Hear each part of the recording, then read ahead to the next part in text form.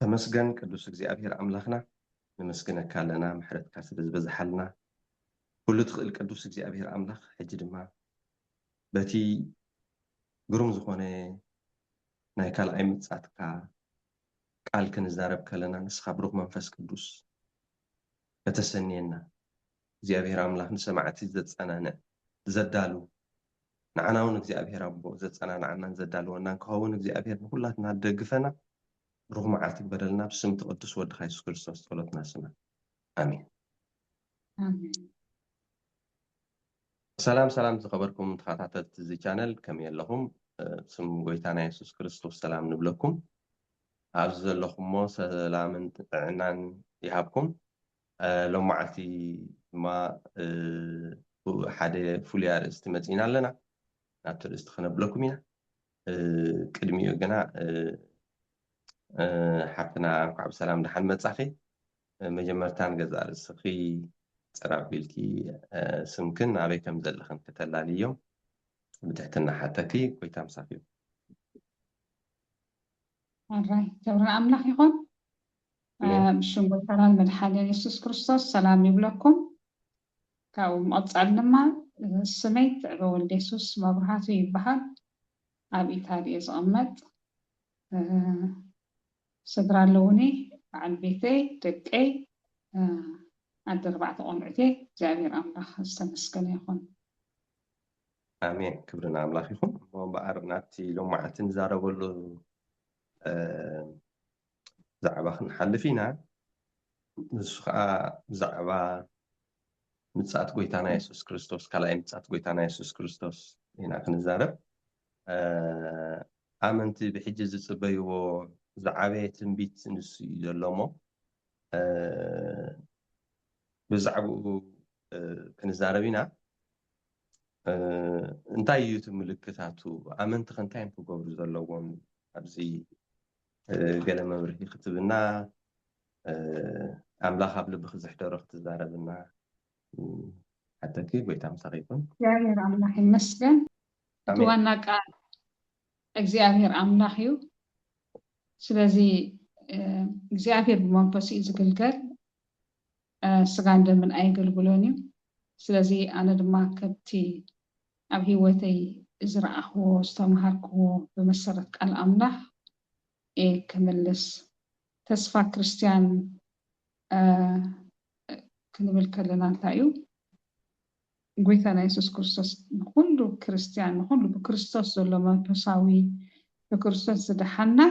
ኢየሱስ ክርስቶስ ክምለስ እዩ አሜን ጎይታና ኢየሱስ ክርስቶስ ክምለስ ከሎ ግን ንሱ ብሓቂ ነቶም ሕሩያቱ ክወስድ ክመጽእ እዩ ግና ቅድመ ምድላዋት ኣሎ እቲ ቅድመ ምድላዋት ከዓ እንታይ እዩ ከምቲ ኣብ ወንጌል ማቴዎስ 24:14 ዝብለና እዚ ወንጌል መንግስቲ ኣምላኽ ኣብ ኩሉ ዓለም ክስበኽ እዩ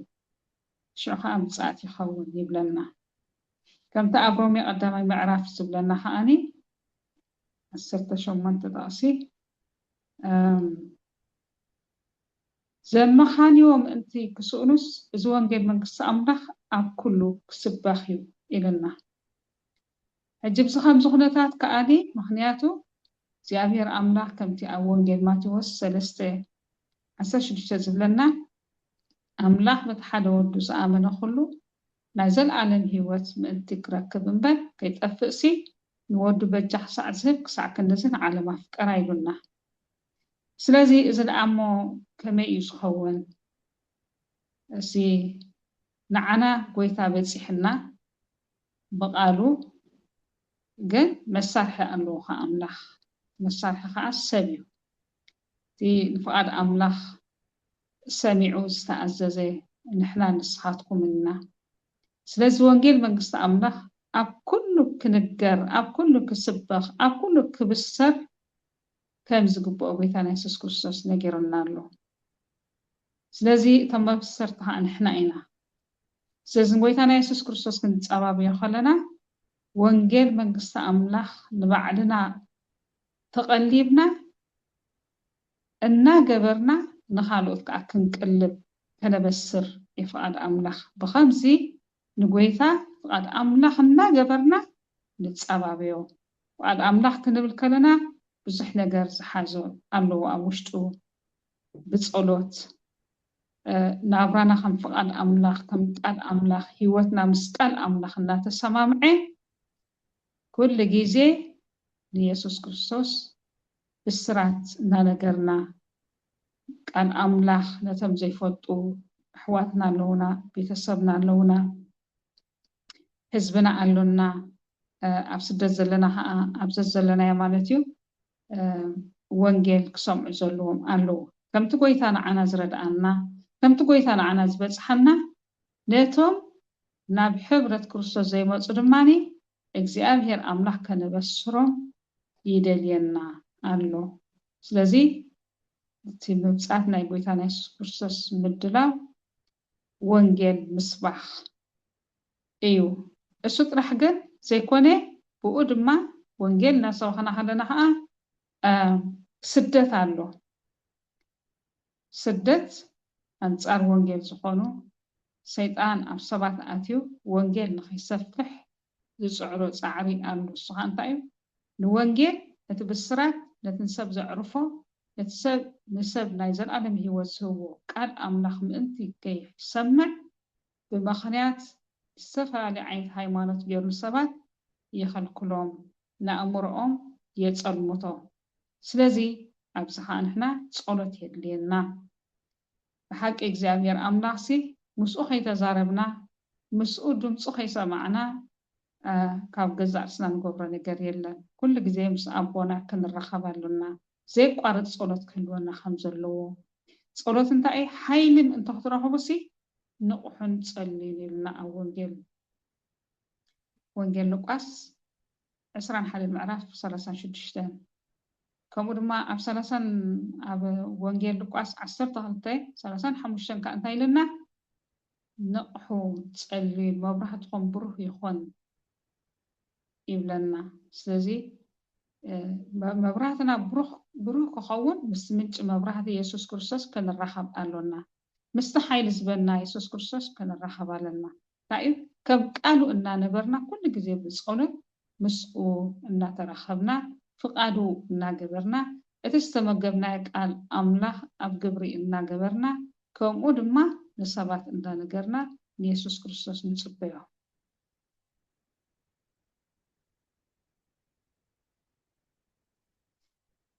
ራይ እቲ ብካልእ መገዲ ድማ እቲ ምልክታቱ ብፃት ናይ ጎይታና የሱስ ክርስቶስ ከምቲ ኣብ ወንጌል ማቴዎስ 24 ምዕራፍ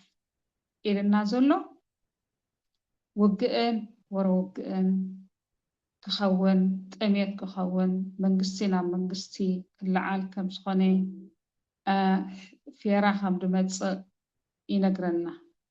እዚ ኩሉ ከዓ እንታይ እዩ ሓጥያት ስለ ዝበዝሐ ሰብ ዝዘርኦ ስለ ዝዓፅድ ሓጥያት ስለ ዝበዝሐ ውግእን ወረውግእን ጥሜት ፌራ ሞት እዚ ኩሉ ውፅኢት ናይ ሓጥያት እዩ ምክንያቱ እግዚኣብሔር ኣምላኽ ብሰላም ምእንቲ ክንነብር ባዕሉ 10 ትእዛዛት ፅሒፉ ሂቡና እዩ ብሙሴ ገይሩ እግዚኣብሔር ኣምላኽ ኣብቲ ከረን ሆሬብ ንሙሴ 10 ትእዛዛት ባዕሉ እግዚኣብሔር ኣምላኽ ፅሒፉ ሂቡና እዩ ካብቲ ሓደ እግዚኣብሔር ኣምላኽ ዝሃበና ብጉልሒ ዝረአ ከዓ ካልኦት ኣማልኽቲ ምምላኽ ንርኢ ኣለና እግዚኣብሔር ኣምላኽ ግን ካልኦት ኣማልኽቲ ኣብ ቅድመይ ኣይሃልውኻ ኢሉና ስለዚ እዚ ሕጊ ክፈርስ ከሎ ንሪኢ ኣብ ግዜና ምክንያቱ ሰብ በብድሌቱ ማዕልያ ዘይብሎም ኣማልኽቲ ዝብሎም ጣዖታት ብኢድ ሰብ እተገብሩ ካብ ዕንጨይቲ ካብ በረኻ ዕንጨይቲ ምፅኻ ሓፂን ካብ ሓፂን ጌርካ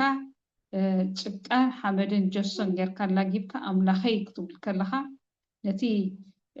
ኢድካ ዝሰርሖ ከተምልኾ ከለኻ ንእግዚኣብሔር የቆጥዖ እዩ ምክንያቱ ንሱ ንዓና ደረስ ዘይብሉ ፍቅሪ እናፍቀረ ባዕሉ ከሎ ዋናና ፈጣሪና ናብ ካልእ ክንከይድ ከለና ክንረክስ ከለና እግዚኣብሔር ባህ ይብሎን እግዚኣብሔር ኣምላኽ ባህ ይብሎን ካብኡ ወፂና ናብ ዝደለናዮ እሞ ናብ ፅቡቅ ዘይኮነ እሞ ዘይሰምዑ ዘይዛረቡ ዘይምልሱ صبوا نجار ولا حد صبوا أي وصم كفا أي وصم سازي نطاقوتات كسجد كل سب استفلا لي أسمات النهابة نجزي أبير بحاي بلون سلاز جزي أبير قال قدس سلاز هون سلا قدس إنه يتنسيو كان وجن وروج إنكم الكل جزي أبير أمره تايلو زي ناتك عيتبلي إلى النعيم أب ورزت أسرع معرف كابت عشرة إزازات هذه تاي زي ناتك عيتبلي ودي أنت رخب كايو ملسل وانو تأفي ترخب كايو نوانو ملسل إزبلنا سلازي أب عالمنا جن نجسات مدرك الرئيم كلنا زي مريتهم كداليو بزح وجق ما عليها زي بلو وجقن صفقاتن يكايدو بزخ أسرعات أملاح سلازفرسو أملاح بسلام نخنبر من مريتنا هي بناخنسو سب زي ناتو زي مريتو خدلي زي جنزبو خدلي زجبرو طفقاتن زجبرو معلاون كأ أب كرمينا نري لنا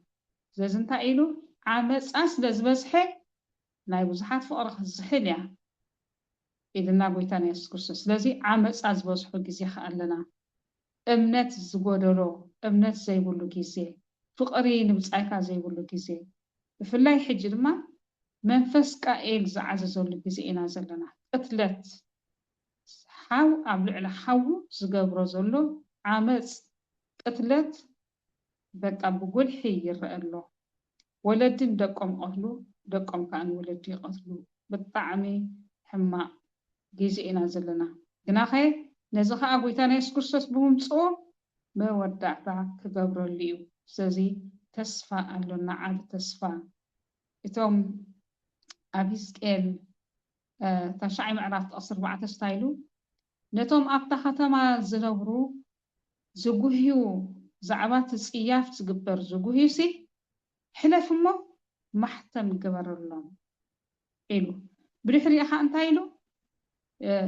صعب موني نشباق اللي نهزعان نسبعي نسبيتي نقورزو نقوبس أي تقدفو نخلهم أطفئوهم ظلم الأخطاء محلاليفو زيزن تايو سياف أبقد مجزي أبهير كمتي ناي صدوم وغمران جرح مرحمة أبقد مجزي أبهير زبزحي حجد ما كمتي صدوم وغمران بحوز زعلم زي أدما فقدامي تعلم بجزير نوح بما يتأفئة صدوم وغمران بحاوت أفئو إذا حجي تمتصدر زل عالم دما بحاوي كتمكخ يتحلو دولا خمتي أب إدروس نقرنا من أخت بإدروس سلازم ونجل لقواس إسران حدا المعرف سنقرنا بتي أب آيرات تورد نقرات تايخو نفس السبسي تتسقع توصل بقى هتشنق يبلنا نحنا قل تايل بنت هتأمنو سي أقدمي نقركم إلى قويتنا يسوس كريستوس نعنا قل أقدمي أنت خنأمن تنشنق زي كونسي كنأمن بحق قويت أخام تزولي خونا عنو إلنا كنأمنن كنتسقنا نعم يقويتا فؤاد تايلنا وانجيل لوقاس صراحة المعرف أبو بوتو تأميت فيرا عبي من قطقات مدرن خون يبلنا خاف سمايون مفرهن عبي تأمرتن خون يبلنا دحريف تعسرن حموشن دحرينا أب صحين ورحن كواخبتن كأ تأمرتي خون إيو أم مدرون سبب عذاب خون إيو بدهاي بحري معللن كأ زقورو كتقفقم إيو إذا برقص أبكر معينا نريو لنا حايلي سمايات كان قد إيومو بفرحاتن أب عالم بزمت متصباي نفس السب كتوزيها زي السبب أزيوم كتشنقيوم زي أتوم برمانيوم أتوم بزي كريستوس اللو كريستيانات كنت أمسكو مسؤول ديم كتشنقو طفقات زندار أيو أيفالين تايدا نمالسنا كريستوس فوسنا كريستوس ينزجزي نزخون زلو فوسي كريستوس ناب كريستوس تملسو دحانو كام نايز العالم طفقاتنا نايز العالم يوت مصو كنبليو حلاف نزلنا آمين سيدي أملاح المسكن الرأي እግዚአብሔር ዝተመስገነ ይሁን ጽቡቕ ዝኾነ መግለፂ ክና ኣለኺ እዚ ካልኣይ ምጽኣት ንመዓልታዊ ህይወትና ብኸመይ ይጸልዎ ከም ኣመንቲ እንታይ ኢና ምድላው ክንገብር ዘለና ግዚኡ ክንፈልጦ ዲና ዝብሉ ሕቶታት እውን ክምለሱ ዘለዎም እዮም እሞ ኣብዚ ከዓ ገለ ትብልና ኣባይ ክብርና ኣምላኽ ይኹን እንታይ ጽልዋ ኣለዎ ኣብ ህይወትና ካልኣይ ምጽኣት ክርስቶስ ኣብ ዝብል ኣለዎ ኣዝዩ ብዙሕ ጽልዋ ኣለዎ ማለት እዩ ብቅዱስ ናብራ እናነበርና ክርስቶስ ክንጽበዮ ከምቲ ኣብ ራእይ ዮሃንስ 22:11 ትብለና እንታይ ይብለና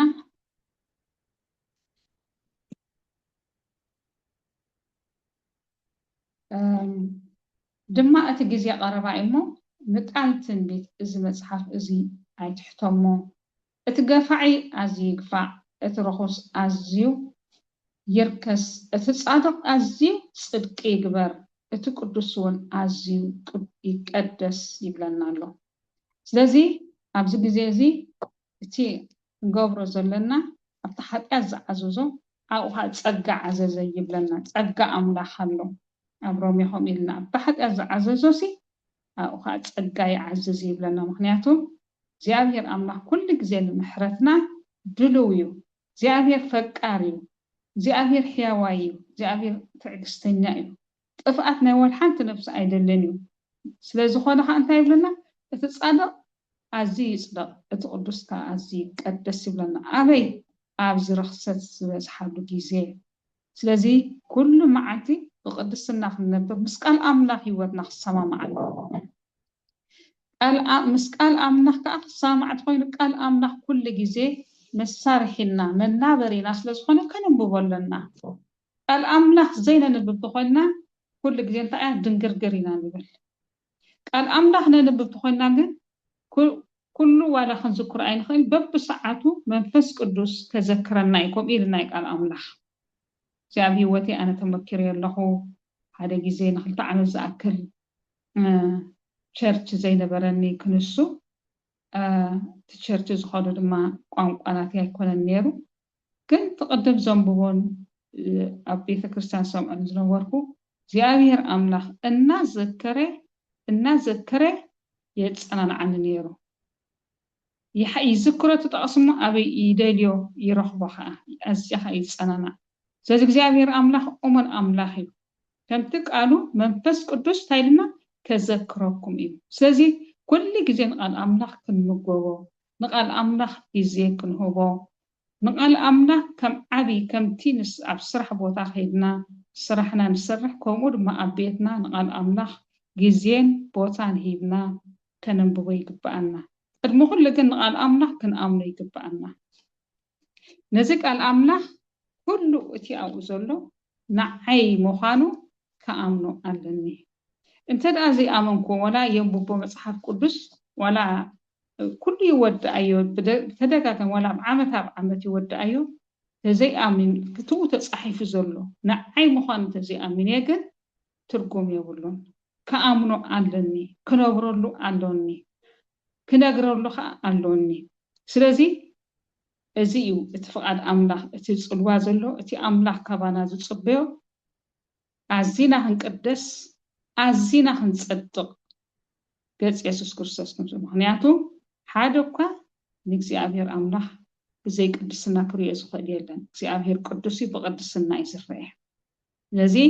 ኣብዚ ከምዚ ዘንበብናይ ርክሰት ዝበዝሓሉ ግዜ ኣዝና ክንቅደስ እቲ ዝሕግዘና ቃል ኣምላኽ እዩ ቃል ኣምላኽ ኩሉ ግዜ እንታይ ገብረና የጽርየና እዩ ህይወትና ኣበይ ከም ዘላ ይነግረና እዩ መዓሲ ግን ቃል ኣምላኽ ሙሉእ ብሙሉእ ኣሚንና ምስ ኣንብቦ ኣሚንና ክነንብቦ ከለና ሓደ ግዜ ብዚ ክልተ ወርሒ ኣቢሉ ከውንሲ ምስ ኣሕዋት መፅሓፍ ቅዱስ ነንብብ ነርና ማለት እዩ ድሓር ምስ ኣንበብናዮ እዚ ብዛዕባ ኣብ ኢሳያስ እዩ ብዛዕባ መዓልቲ ሰንበት ይዛረብ ነይሩ ሕጂ እንታይ ትብል እዚ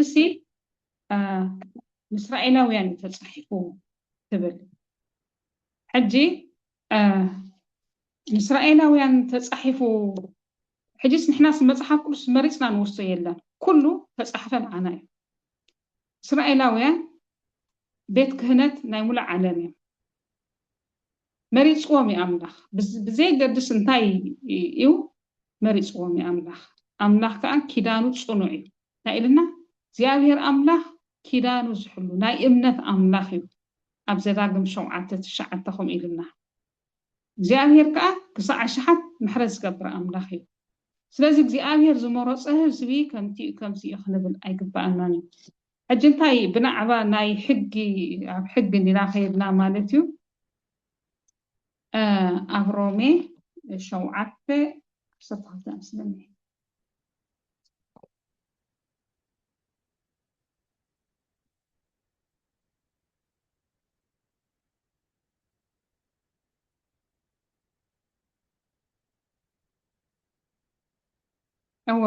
أب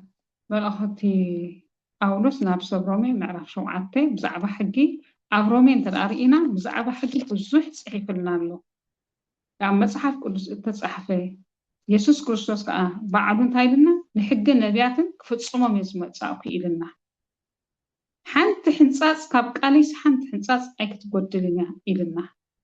سلازي بزعبا حق خا هوريا أولوس بزوح يصحيف لنا دلو سلازي بزنتاي بلنا له معرف شوعاتة رومي تقص 10 أمبارسي اتحقي قدسي اتتزازون قدسن صادقن سناين إيو يبلنا سلازي اتحقسي أملاخ زبلنا حقي أمو اتحقي بزي كريستوس انتي بوخن صدق انت صعبنا يطقمناني أف كريستوس كوينا انت الأجيرنا يكن اتحقي إجزي أبهير زبالو أف كريستوس كوينا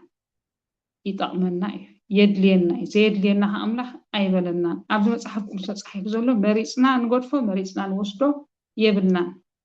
سلازي نتو تصحيف زولو إلنا أيو أب رأي يوحنس تايلنا قدامي معرف السلسته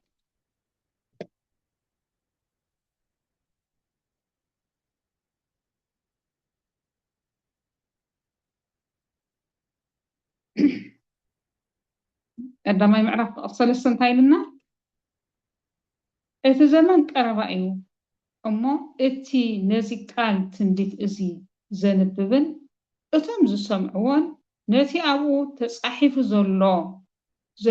زحلوه وصانيو سلازي إتي زنبب إتي زسمع إتي نتا أبو تصحيف زحلوه بصئنا كم زلو ينقرنا له سلازي نقال أملاح كدمقوه قالونا الأملاح عميق قفح لعل سلطاني عقمنا برد ولا يخلنا بحاجز منفس قدس كن نردقه نخلينا قال أملاح كل جزء ناتجل سألنا إزمت مخنياتو انتايلنا قال أملاح ياسو قدامي معرف تقصيش شعته نازي حقي نازي قالي ليت سمعتن أستون تنبر كابخا يتفليو سلازي أو يمجلس لمتص أنت لا نتزنببنا نستون تروحينا كمتي كبتي مجبي مستمجبو ليت مسكوني زكوا ماسع مقصع مرسوز حادرو نادمان قال أملاخ مسمعنايو نقال أملاخ مسمببنايو كنستون تنلنا تايز بلن نزلو تايز مهرن نزلو شعو أبتزدلينا كم جزء إندا وربويتا إندا برهادنا إندا قلتقلنا إزمت أوش نخي حتمو نخون قبرها أني ملو أحيل نركب مخنياتو نتزنببنا نتسمعنا كنستون تنون حجميرنا كاب أأمرنا كاب بإذن سمعنا كاب أمرنا زستوعانو أبلبنا يورد يوهاد مسيوتنا سلازك الأملاح أبانا بمول أحيل مسعين إحنا بمول أحيلي كن إزاز كن الأخ كن أي قبرنا سيابير أملاح المسكن سلازي كل جزي مسكن أملاح سي زلوات الوان عنا زدلينا مسكن أملاح جزي محلاف الناس رحنا اتزملكتنا أننا قبرنا كناهي لبنا كل جزي أبتك الأملاح كانوا لنا لبنا الأملاح تزودي أنا فمزي أنا ذكر حجي زيو أيام بوكم كيبلسي تايقبل قلت لها بلي أنبب بابلي أتوا بلي خيد أنبيبة جن أنت أنبيبة بتحوح سلز جبر كوا ولا حنت حسكو خيد مالتي حتى أنبيبة لي كذكر كجمر كله ولا حنت أي سكرون سلازي كم تين خاد متين عيسقاو نتاتنا صبو غيرنا خنغورو ወይ ክንገይሽ ከለና ባልጃና ክነደሎ ከነዳሉ ከለና ዘድልየና ወረቃቅቲ ዘድልየና ክዳውንቲ ከይንርስዕ ኢልና ተጣናቂቕና እንዳሎ ወይ ከዓ ንስራሕ ክንከይድ ከለና መፍትሕ ናይ ስራሕ ድዩ መፍትሕ ናይ መኪና ድዩ ዝተፈላለዩ ዓይነት ምድላዋት ጌርና ኢና ንኸይድ እንተረሲዕና ግን እታ መዓልቲ እቲኣ ስራሕ ጠጠው ክብል እዩ ማለት ወይ ከዓ መገሻና ጠጠው ክብል እዩ ስለዚ ላይ ተጣናቂቕና ነቲ ዘድልየና ነገር ተዳሊና ክንፀንሕ ከምቲ ናይ ስጋው ንገብሮ ከምኡ ከኣት ናይ መንፈሳዊ ንቓል ኣምላኽ ቦታ ክህልዎ ኣብ ገዛና ግዜ ክህልዎ ኣብ ገዛና ከነንብቦ ከነኳማስዖ ከነስተንትኖ ሽዕኡ እዩ ሙሉእ ሓይሊ ከምቲ ምስሪ ከምቲ ቃል ኣምላኽ ዝበለና ከምቲ ምስሪ ሓይሉ ዝሕደስ ከምኡ ንሕና ሓይልና ሕደስ ምስሪ እኮ ሓይሉ ሕደስ ተኮይኑ መጀመርያ ብጣዕሚ ዝሳቀየ ስቃይ ኣሎ ነዚ ኣፉ ምስ ኣረገ ክሰብሮ ኣለዎ مستسابرة شعوه السقع دحاويلو كبلع كلي يطمئ نتج أقولها كل جسلو خنات يلو حدش أقول يخوقلو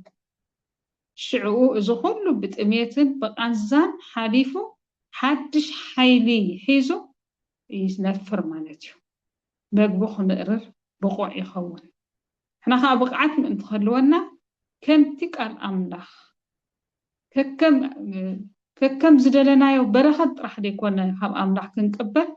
بثي مسرت ابنتنا بزبز حنا فتناتاتون كنقبلو بحاجوس كنقبلو خم تهواريسي سلسم كريستوس مس زبط وهم سنتايلو سلسم كريستوس بقى إذا سلزبط حمسي تحاجوس يبلنا كم حاجوس قوت إيرامو سلازي بحق لو مدما كوم يدين نايف نالبات طعمي مدري كي عشونا أنا جزء سيكم يفرحان مالتيو كنفرحي قبعنا يقول لي جزء أبكر ما أنا حسب قيت هاي كبيز له ده يقبر له إذا هو تيسي كم تنسخات الرياض الله كم تنسخها تأميت كاسي طيب المزمورات عشرة أربعة أجزاء يرسك بسمايات أنقل إلو نبدأ أسبت أمته كل نبام أنتلو إلو كم جيلو خريئنا خلص أجزاء يرسي كم يكون يخوني رخبنا خون ويك أخمتنا ثابلس ويتانا يسكرستني كبقعس كله قعزوسي أم استأميس كبلع نثابلس ألا قسمو فرزي بلاد ساني حتى إذن تاي كل فلت إسوكا أملاخي قلنا أنا خرد الناسي فرزي بلاد ساني حتى سلازي بيت فرزي مهلا خد قورز قباء زي مقبارة كل واز قباء زي مهلا وانتاي كوينة كم ترقنا كم زنا أصل كاب أدما فرين خيفري ترقينا سلازي نحنا حقا قويتا قالوا هي بالناي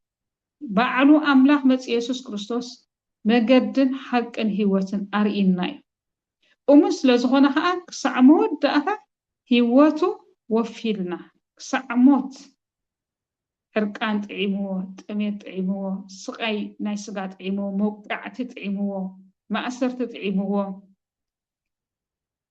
صرفي تعيمو طفبال تعيمو كله بو حليفو إيهبنا سلازي هو حليفو سلازهابنا لسوها أخرد أمنا دلويو داويت نتايل 24 أملاخنا أنا معقوبا حيلين بسببا فتون رديت سلازي نتايل نحنا طينا أملاخ ومنات نخنبر نسو كل كزي أموني نا إمنت أملاخي نا كيدان أملاخي زيادير أملاخ يمسكن أمين بيتانا بيتاي باركي سمسكن يهون يقول لهم زيادير يهون جزيء خن فطرينا رجت إنت منصوب خن تايو دلنا كاب تنبيتات تفتسمة كنتي أملاخ زبلنا جزيء أين فطرنا جزيء أين فطرنا سعرف أين فطرنا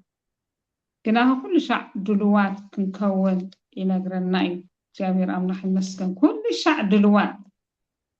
ንዓና እንዳተመገብና ነቶም ክንምግቦም ዝግባአና እናመገብና ንጎይታ ከምቲ ኣብ ሉቃስ 12 መሃንበቦ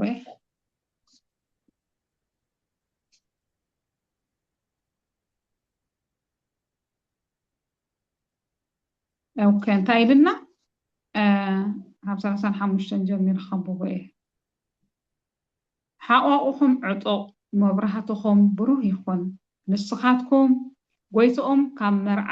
ክሳዕ ዝምለስ ዝፅበዩ እሞ መፂ ኳሕ ምስ ኣበለ ብኡብኡ ዝኸፍትሉ ሰባት ምሰሉ እቶም ጎይትኦም ክመፅእ ከሎ ነቂሖም ዝረኽቦም ባሮት እቲኣቶም ብፁዓን እዮም ተዓጢቑ ኣብ መኣዲ ከም ዘቐምጦም ቀሪቡ እውን ከም ዘገልግሎም ብሓቂ ይብለኩም ኣለኹ ይብለና ስለዚ መዓስ ከም ዝበፅእ ኣይንፈልጦ ኢና 38 እንታይ ኢልና ኣብ ካልአይቲ ወይ ሳልሰይቲ ሕልዋ ለይቲ መፂኡ ከምዚ እንተረኸቦም እቶም ባሮት እቲኣቶም ብፁዓን እዮም ስለዚ ብለይቲ ድዩ ዝመፅእ በታ ካልአይቲ ምቃለይቲ ድዩ በታ ሳልሰይቲ ምቃለይቲ ድዩ ብቐትሪ ድዩ ብመዓልቲ ድዩ ኣይንፈልጥ ኢና መዓስ ከም ዝመፅእ እንታይ ደኣ ግን ብርግፅ ክመፅእ እዩ ኢየሱስ ክርስቶስ ብርግፅ ክመፅእ እዩ ክምለሰና እዩ ንሕና ክንገብሮ ዘለና ግን ኩሉ ግዜ ተፀበይቲ ኮይና ክንፃባበዮ ኣሉ እናተመገብና ተመጊብና ካልኦት ዝተመገብና ኣብ ግብሪ እንዳገበርናዮ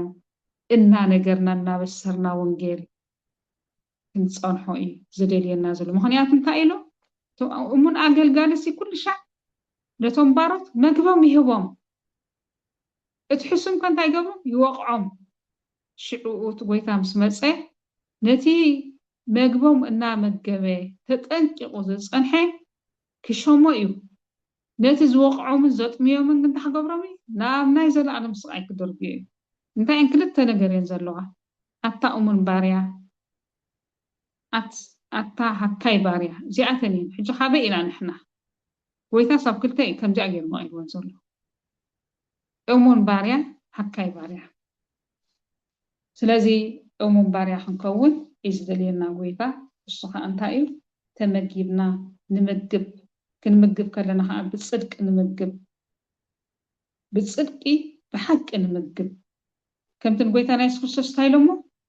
ስኻ ኩሉ ግዜ መገዲ ሓቂ ኢኻ መገዲ ኣምላኽ ኢኻ ትምህር ሓቂ ኢኻ ትዛረብ ገፅ ሰብሪ ኢኻ ኣይትዳሉን ኢኻ ኢሎም ባዕላቶም እቶም ፈሪሳውያን እቶም ልኡኻት ደቀ መዛሙርቲ ፈሪሳውያን ከምኡ ኢሎም ኢየሱስ ክርስቶስ ባዕሎም መስኪሮምዎ ስለዚ ጎይታ ከምኡ ስለዝኾነ ከዓ ብርግፅ ገፅ ሰብሪ እዩ ኣየዳሉን እዩ ምዛኑ ፍርዱ ሓቂ እዩ ስለዚ ነዊሕ ዓመታት ኣገልጊለ ነዊሕ ዓመታት ኣብ ቤተክርስትያን ፀኒሐ ነዊሕ ዓመታት ተዛሪበ ኣይወፃእናን እዩ እንታይ ደኣ ሕጂ እዛ ሰዓት እዚኣ ከመይ ኣለና ቅድሚ ኣምላኽ ኣነ ገዛእሰይን ሂወት ሓታ እታ እግዚኣብሔር ኣምላኽ ከመይ ኣለኹ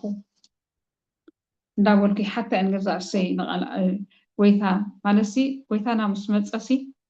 እንታይ ሒዘ ኾን ይፀንሖ ኸውን ኢለን ገዛእሰይ ኩሉ ግዜ ይሓታ እየ ስለዚ እዚ ከዓ ናይ ነፍሲ ወከፍና ክኸውን ይግባእ እዩ ኣብ ቅድሚ ኣምላኽ ንሂወትና እናሓተትና ጎይታ ከም ቃልካ ኣለኹ ዶ ኣበይ ጎዲለ ኣለኹ ዝጎደልክዎ ምልኣለይ ዝገዘኸምኮ ቀረበለለይ ሂወት ሃበኒ ኣትንሳኣኒ ኢልና ኩሉ ግዜ ከዓ ኣብ ቅድሚ እግዚኣብሔር ንእመን ክንከውን ኣለና ኣብ ቅድሚ ሓውናን ኣብ ቅድሚ እግዚኣብሔር ሲ ንእመን ሰባት ክንከውን ኣለና እንታይ እዚ ነቲ ሓቂ ሓቂ ነቲ ዘይሓቂ ከዓ ኣይሓቅን እንተ ተጋግየ ተጋግየ እንተ ቁኑዕ ኮይነ ከዓ ቁኑዕ ከም ዘለኹ ከም ቃል ኣምላኽ ኮይነ ክቐርብ ይግባኣኒ እዩ ኣሜን ጎይታ ብርኽ ኣቢልኪ ከምቲ ዝተጠቕሰ እቲ ግዚኡ ንፈልጦን ኢና ስለዚ ኩሉ ግዜ ድልዋት ኮይና ክንመላለስ ከም ዘለና እዩ እቲ ቃል ኣምላኽ ዝነግረና ንቑሓት ኩኑ ተዳለኹም ኩኑ ኢልና ኣሎ ቃል እግዚኣብሔር ኣምላኽ ኩሉ ግዜ በየነይቲ ሰዓት ከም ዝመፅእ ስለ ዘይንፈልጥ ኩሉ ግዜ ድልዋት ክንከውን ከም ዘለና እዩ ዝነግረና ማለት እዩ እቲ ምልክታቱ ከዓ ከምዚ ክተቕስልና ፀናሕኪ ውግእን ወረ ውግእን ወንጌላ ኩሉ ስፍራ ክዝርጋሕ ጥሜት ምንቅጥቃጥ ምድሪ ፌራ ኩሉ ኮታስ እቲ ምልክታት ኣብ ቃል ኣምላኽ ተጠቒሱ ዘሎ እሱ ክኸውን ከሎ ምምፃኡ ከም ዝቐረበ ርኢኹምሲ ጥንቁቓትን ተዳለኹምን ኩኑ እዩ ዝብለና ቃል እግዚኣብሔር እሞ ምናልባት ኣብ መወዳእታ ክትብልዮ ትደሊ ተለኪ ዘይኮነ ንውድ ኢና ግን መጠቓለሊ እዚኣ ክትበሃል ኣለዋ ትብልዮ ስለዚ ከምቲ ቀዳማይ ምጽኣቱ ኢየሱስ ክርስቶስ ክውለድ እዩ ዝብል ትንቢት ብርግፅ ዝተፈፀመ እዚ እውን ከምቲ ኣብ ቃል ኣምላኽ ተጻሒፉ ዘሎ ክፍፀም ብሓይሊ ብክብሪ መላእኽቲ ተዓጂቡ መፂኡ ንቤተ ክርስቲያን ክወስዳ እዩ ስለዚ ካብቶም ሽዑዕውታት ዝኾኑ ክንከውን ከዓ እግዚኣብሔር ንኩላትና ይደግፈና ግን ምናልባት ክትበሃል ኣለዎ ትብልዮ ትውስኽዮ ተሎ ዘይኮነ መደምደምታ ክገብረላ ኢና ጎይታ ይባረክ ኣሜን ክብርን ኣምላኽ ይኹን እወ ኣምላኽ ከም ቃል እዩ ክመፅእ ትንቢት ነይሩ ከም ዝፀናሕካ ኢየሱስ ክርስቶስ ኣብዚ ምድሪ ብስጋ ክግለፅ ኣብታ ዝፈጠራ ማህፀን ኣብኣ ኣትዩ ንዓና ክግለፅ ትንቢት ነይሩ ገይርዎ ከዓ እጂ ከዓ እንታይ ኢሉና ኣብ ወንጌል ዮሃንስ 14 ተመሊሰ ናብታ ኣነ ዘለኽዎ ተመሊሰ ክመፅእ ክወስደኩም ኢሉ ኣብ ግብሪ ሃዋርያት 1:11 ከዓ እንታይ ኢሉኑ እቶም መላእኽቲ ባዕላት እንታይ ኢሎሞ ከምዚ ናብ ሰማይ ክዓርግ ከሎ ዝሪአኹሞ ከምኡ ገይሩ ከዓ ክምለስ እዩ ካብቶም ሃዋርያ ጴጥሮስ ንባዕሉ እንታይ ኢሉ ብዒንትና ዝረኣናዮ ወላ ሃዋርያ ዮሃንስ እውን ብዒንትና ዝረኣናዮ ብኣእዳውና ዝደምሰስናዮ ዘረምሰሶኦ ብኣእዛንና ዝሰማዕናዮ እቲ ሓቂ ቃል ንነግረኩም ኣለና እንዳበሉ ይምስክሩ ስለዚ እዚ ታሪክ እዚ ሓቀኛ ህይወት ዘለዎ ክሳዕ ሕጂ ህይወት እናሃበ ከዓ ይነብር ኣሎ እግዚኣብሔር ኣምላኽ ይመስገን ስለዚ እታ መደምደምታ ክብላ ዝደሊ ማለት እዩ ከም ንዓይ ኣነ ንሂወተይ ዝብላ ማለት እዩ ኩሉ ግዜ ህይወትና ኣብ ቃል ኣምላኽ ክምርኮስ ኣለዎ ነቲ ቃል ኣምላኽ ዝተመገብናዮ ከዓኒ ክንነብረሉ እናነበርና ከዓ ክንነግር ምክንያቱ ሓደ መዓልቲ ሓተታ ኣሎ ነዛ መዓልቲ ሓተታስ ከመይ ኮን ኮይነ ክርከብ እየ ኣብቲ እምንቲ ባርያ ድዩ ወይሲ ኣብቲ ሃካይ ባርያ ስለዚ ብከምዚ ዓይነት እግዚኣብሔር ጨካን ኮይኑ ዘይኮነስ ከምኡ ዝልውህ እኳ የልቦን ለዋህ ስለ ዝኾነ ንወዱ ኢየሱስ ክርስቶስ በዓሉ ኣምላኽ ከሎ ከማና ስጋ ለቢሱ ፍጹም ኣምላኽ ከሎ ፍጹም ሰብ ኮይኑ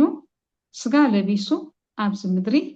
ንዓና ከገልግለና ከድሕነና መገዲ ሓቅን ፅድቅን ክገልፀልና መፅዩ ካልእ ግዳ ኩሉ ክንደይ ዘይሂበና ኩሉ ብኢዱ እንድዩ እቲ ዝነበረ እኮ እዩ ዘሎ ንዓና ክንሕጎሰሉ እዩ እዚ ብኢድና ዘለናዮ ጥዕና ዘለና ኣካላትና እኮ እግዚኣብሔር ኣምላኽ ክንሕጎሰሉ ኢሉ ዝሃበና ምስ መን ምስኡ ኮይና ክንሕጎስ ኩሉ እንተዳሪእናሲ ኣብዚ እንታይ ኢልና ኣብ መኣዲ የገልግሎም ይብለና ኣብዚ ሕጂ ዘንበብናዮ ሉቃስ 12 በዓል ጎይታሲ ምስ መፀስ ኣብ መኣዲ እንታይ ኢሉ ተዓጢቑ ኣብ መኣዲ ከም ዘቐምጦም ቀሪቡ ከዓ ከም ዘገልግሎም ብሓቂ እብለኩም ኣለኹ ስለዚ ጎይታና ኢየሱስ ክርስቶስ ከምቲ ኣብቲ ቀዳማይ ምጽኣቱ ኣብቲ ቅድሚ ስቕለቱ ዝገበሮ ናይ ድራር ጎይታ ኣብኡ ተዓጢቑ ኣገልጊልዎም ኣእጋሮም ሓፂብዎም ስለዚ ሕጂ ድማ እንታይ ገይሩ መኣዲ ቀሪቡ ነቶም እሙናቱ ብሓቂ እንታይ ክገብር እዩ መኣዲ ቀሪቡ ከገልግል እንታይ ኢልና ምስ ኣብርሃምን ይስሐቅን ያዕቆብን ኣብ መኣዲ ክትቅመጡ ኢኹም ኢልና ስለዚ እግዚኣብሔር ኣምላኽ ከምዚ እቲ ንዓና ዝሓሰበልናሲ ዓቢ ዕርፍቲ እዩ መኣዲ በቃ ዘዕርፍ መኣዲ ዘሕጉስ መኣዲ እቲ መኣዲ ተኸ ምስ ኣምላኽን ምስ ኩሎም ደቂ ኣምላኽን ኣብ ሓደ ጣውላ ተቐሪብና መኣዲ ናይ ሓጎስ መኣዲ ክቐርበልና እዩ መድሓኒና ኢየሱስ ክርስቶስ ስለዚ ነዚ ተስፋ ዝሃበና ነቲ ተስፋ ዝተዋህበ ኩሉ ግዜ ተስፋና ኣምላኽ እሙን እዩ ሕና እንተተሰሃበና ተስፋ ኣሚንና ኩሉ ግዜ ከም ቃሉ ነቲ ቃሉ እናተመገብና ተስፋ ኣምላኽ ሓይልና እዩ ተስፋ ኣምላኽ ሓይልና ኤርምያስ ክጽሊ ከሎ እንታይ ኢሉ ሲ ኣብቲ ክፉእ ግዜ ከሎ ኣታ እግዚኣብሔር ኣታ ተስፋ እስራኤል እንዳበለ ይጽሊ ነይሩ እግዚኣብሔር ተስፋ እዩ እግዚኣብሔር ኣሜን እዩ እግዚአብሔር አምላክ ይመስገን ስለዚ ከምዚ አخذ ዘል ኩሉ ግዜ ሲ ንቃል አምላክ ግዜ ሃልወና በቃ ንቃል አምላክ ግዜ ምህላው ማለት ምስ አምላክ ግዜ ምህላው ማለት እዩ ተዘይኮነ ግን ቃል አምላክ ንእሽተይ አንብብ ግደፍ ኣብቲ ስምዕ ድሕር ኮይኑ ክሳይ ኮንፊውዥን ይዝገብረካ እንታይ ትሕስ እንታይ ተዋህድል ኣይትፈልጥን ኢኻ በይንኻ ግን ናይ ቃል አምላክ ግዜ ክህልወካ ኣሎ ጸሊኻ መንፈስ ቅዱስ ርድኣኒ መንፈስ ቅዱስ ምርሓኒ ኢልና ንቃል አምላክ ከነንብቦ ኣለና ሽዑ ብዙሕ መግላፅና ንረክብ ተዘይኮነ ግን ኣብቲ ሓደ ኣኼባ ግን ሽዑ ትደክም እሞ ነቲ ብኢድካ ዘሎ ህያው ቃል አምላክ ነዚ ዓብይ ሃብቲ ካብ ብዙሕ ሃብቲ ዝሕሪ ኣብ ኢድና ዘሎ መፅሓፍ ቅዱስ ኣብኡ ምፅንናዕና ኣብ ሓጎስና ኣብኡ ተስፋና ንዕኡ ክንዲ ሃሰስ ንብሎ ንዕኡ ክንዲ ንደልዮ በቲ ንኸይድ ሰባት ክምርቆና ሰባት ክንሕጉስ ብዙሕ ላዕልን ታሕትን ሽዑ እንታይ ዝኸውን ደሂምካ ጠጠው ኢኻ ትብል ከተንብብ እውን ኣይትኽእልን ኢኻ ምክንያቱ ብዙሕ ድምፅታት ኢኻ ትሰምዕ ካብ ብዙሕ ድምፅታት ከዓ ክንሕሎ ኣለና ናይ ቃል አምላክ ግዜ ክህልወና ናይ ፅምዋ ግዜ ክህልወና ሕብረት የድልየና ዶ ብርግፅ የድልየና እዩ ግን መጀመርያ ክንገብሮ ዝግባአና ንሕና ምስ ቃል አምላክ እንተመሊእና እኮ ንዓና ተባሪኽና ነቲ ኣብ ጎንና ዘሎ ነቲ ምሳና ዝነብር ነቶም ሕብረት ኣሕዋት ንበረኸት ኢና ንኾኖ ኩላትና በብነፍሱ ወከፍና እንተደኣ ከምኡ ኮይንና ክንደይ ይበልፅ ክንደይ በረኸት ይመፅእ ስለዚ ሰብ ንስብከትን ንትምህርቲ ብዝተፈላለየ መገድን ክፅበ ዘይኮነሲ እንታይ እዩ ቃል አምላክ በቃ ከንብብ ኣሎ ምስ ቃል አምላክ የፅርየካ ይኽእል ኣምላክ ኣፅርይ ዘብለካ ኩሉ መስትያት ሂወትና ኢና ኣብኡ ንሪኦ የፅሪ እዩ ነዚ ዘፅሪ ስለምንታይ ክፀሪ ኣነ መዓልታዊ ክፀሪ እየ ዝደሊ ምክንያቱ ብታ መዓልቲ ሓተታ ኣብ ቅድሚ ኣምላክ ዶ ምስ በልኩ ከይሓፍር ምእንቲ ኩሉ መዓልቲ ክፀሪ ፅሩይ ልቢ ክህልወኒ እየ ዝደሊ ስለዚ እዚኣ እታ ናይ መወዳእታ ሓሳበይ ምስ ቃል አምላክ ግዜ ይሃልወና ንቃል አምላክ ግዜ ንሃቦ ነንብቦ ንመገቦ ተመጊብና ከዓ ንግበሮ ንካልኦት ከዓ ንንገሮ እግዚአብሔር ይባርኩም ኣሕዋተይ አምላክ ተመስገነ ይሁን ጎይታ ዕዚዝ ይባርኽኪ ከም ትብልና ፅናሕኪ ኩሉ ብዛዕባ ካልኣይ ምፅኣት ኢልናዮ ማለት ኣይኮነን ግን መዘኻኸሪ ጌርና ኣለና ከምቲ ቃል አምላክ ዝብለና ከም ኣጋይሽን ከም ስደተኛታትን ኮይንና ኣብዛ ምድሪ ክንነብር እግዚአብሔር ንኩላትና ይደግፈና ከም ኣጋይሽን ከም ስደተኛታት بفرحات نبرو إلنا عبد زبان كشنتكم بفرحات نبرو إلنا سلزي التردى لنا زل رستدما خمس قلت سلنا تنحي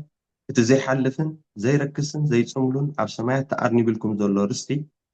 بنا يسوس كريستوس تنسعي كاموتات بزحي محرت هي وتسفع بحدش زولدنا أملاك أبو قويتانا يسوس كريستوس يبارك خيلنا أجزاء المسكن سلزي